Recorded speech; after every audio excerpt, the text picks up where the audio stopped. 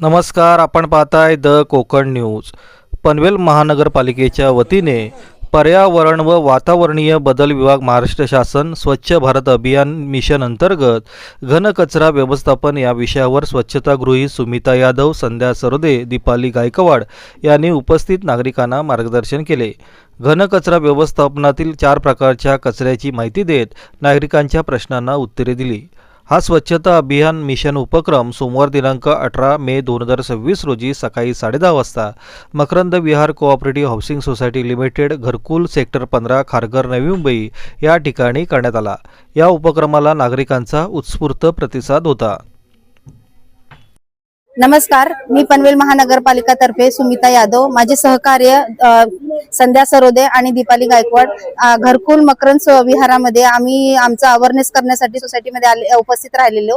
त्याच्याकडनं आम्ही तुमच्या सगळ्या सोसायटीवाल्यांचा सहकार्य खूप चांगला मिळाला आणि आम्हाला प्रतिसाद पण चांगला मिळाला। आम्हाला असं वाटतंय की ह्यांनी आमचं जे आम्ही अवेअरनेस कॅम्प घेतलं आहे त्याच्यावरनं चांगला प्रतिसाद मिळेल। थँक्यू, धन्यवाद।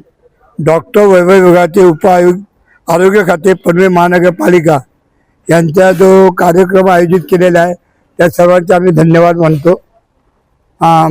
पनवेल महापालिकेतर्फे घनकचरा व्यवस्थापन नियम 226 अन्वये स्वच्छता कचरा वर्गीकरणाबाबत ज्या महिला जनजागृती करतात आणि प्रशिक्षण देतात त्यांनाही धन्यवाद। असाच कार्यक्रम यशस्वी ठरो असे आम्ही मकरंद विहार सोसायटीला हार्दिक शुभेच्छा व्यक्त करतो।